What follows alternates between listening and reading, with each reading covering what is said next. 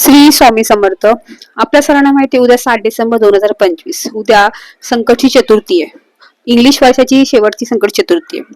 त्यामुळे आपल्याला उद्या काही सेवा करायच्या. त्यातली सेवा कोणती? तर आपल्या प्रत्येकाच्या घरामध्ये गणपती बाप्पाची मूर्ती असतेच. तर आपल्या मूर्तीवरती पंचामृताने अभिषेक करायचा. अभिषेक करताना तुम्ही ओम गण गणपती नमः हा मंत्र जप करायचा आहे.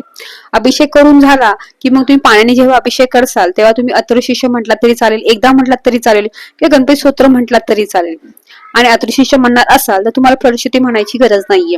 नंतर मूर्ती स्वच्छ पुसावी वगैरे, तिच्या जागेवर ठेवावी, तिला हळद कुंकू अक्षदा व्हाव्या, तिला गणपती बाप्पाची आरती करावी, गणपती बाप्पाला गुळ खोबऱ्याचा गोड नैवेद्य दाखवा.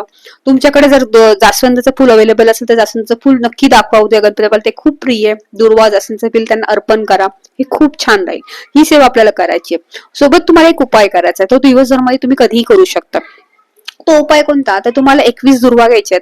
21 दुर्वा तुम्हाला उजव्या हातामध्ये ठेवायच्या. तुमची कोणती इच्छा असेल त्यासाठी तुम्हाला बोलायची, ती इच्छा संकल्प करायचा. म्हणजे शिक्षण असो, लग्न, घर, काही असेल ती इच्छा बोलायची. आणि 21 वेळा तुम्हाला अथर्वशीर्ष म्हणायचे. 21 वेळा अथर्वशीर्ष म्हणताना 20 वेळा अथर्वशीर्ष म्हणायचा आणि 21 वेळा तुम्हाला फलश्रुती म्हणायची. ही सेवा करायची.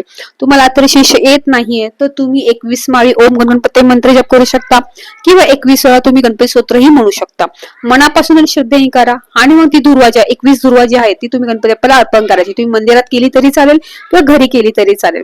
सोबत आपल्याला संध्याकाळी गणपती बाप्पाला मोदक, घरचे मोदक, हा विकतचे नाही, घरी जे तुम्ही मोदक करसाल ते तुम्ही 5 केले तरी चालेल, 11 केले चालेल, 21 केले तरी चालेल. घरी मोदक करून बाप्पाला नक्की नैवेद्य दाखवा. सोबत मंदिरात तर नक्की जा, कारण मंदिरात जाणंही तेवढं महत्वाचं असतं. मंदिरात जा, मंदिरात तुम्ही काही नाही नेलं तर चालेल, फक्त दुर्वा आणि जास्वंदाचं फुल नेलं तरी चालेल. नाही जमत तुम्ही बुंदीचे लाडू नेले, मोतीचूरचे लाडू नेले तरी चालेल. ही सेवा करायची. सोबत आपल्या संध्याकाळी एक उपाय करायचा. तो उपाय म्हणजे तुम्हाला एक खोबऱ्याचा तुकडा घ्यायचा आहे, त्याच्यावर 2 कापराचे तुकडे ठेवायचे. भीमसेन कापूर असेल तरी चालेल, नॉर्मल कापूर असेल तरी चालेल. आणि देवासमोर तो जाळायचा आहे. आणि तो जाळताना तो जळे पण तुम्हाला एक मंत्र म्हणायचा. तो कोणता? ओम श्री विघ्नहर्ताय नमः, ओम श्री विघ्नहर्ताय नमः.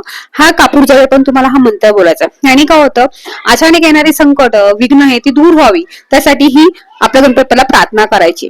त्यामुळं प्रत्येक संकष्टीला ही सेवा तर तुम्हाला उपाय केला पाहिजे. हा उपाय म्हणेल मी, कारण आपल्या घरात अचानक येणारी संकट, विघ्न जी दूर व्हावी ह्यासाठी हा उपाय करायचा आहे. तुम्हाला काहीच जमत नाहीये, वेळ नाहीये, वेळाभावी तुम्ही जाऊ शकत नाहीये, किंवा अडचण आहे, मासिक धर्म आहे, विटा सुतके, तुम्ही काही करू शकत नाहीये, तर मनातल्या मनात ओम गणपती मंत्र जप करू शकता. तुम्ही युट्यूबला अथर्वशीर्ष गणपती स्तोत्र ऐकू शकता. ह्या सेवा मनोभाव करणं तेवढे महत्वाचे. दान धर्मही करू शकता. तुम्ही किती मनाने करतात ते महत्वाचे. त्यामुळे सेवा नक्की करा.